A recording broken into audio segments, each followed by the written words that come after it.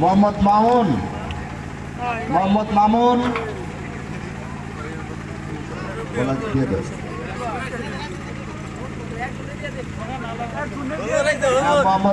দলীয় অধিনায়ক সবার পক্ষ থেকে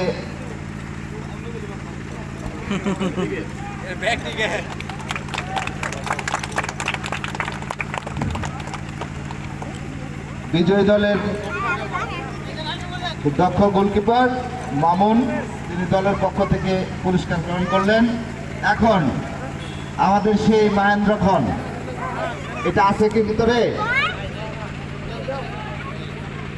মহেন্দ্র খন প্রথমবারের মতো খেলায় অংশগ্রহণ করে রাইসান ইস্ট পরিবহন সৌদি আরব অত্যন্ত চমৎকার খেলা উপহার দিয়ে ফাইনালে বিজয়ী হয়েছেন। বিজয়ী দলকে পুরস্কার ঘোষণা করছেন আজকে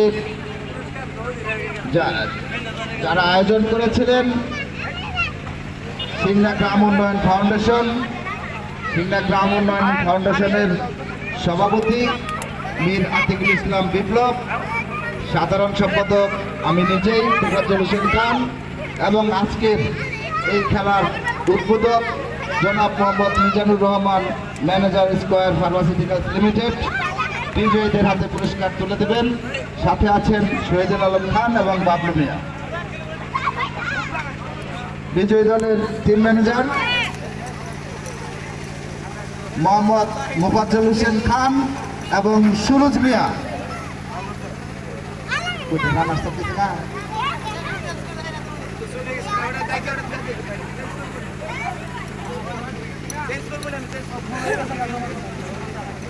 বিজয়ী দলের আজকের টিম ম্যানেজার মোহাম্মদ মোফাজ্জল হোসেন খান এবং সুরজ মিয়াকে তাদের পুরস্কার গ্রহণের জন্য অভিনন্দন জানাচ্ছি। প্রথম পুরস্কার 32 ইঞ্চি কালার এলইডি টিভি।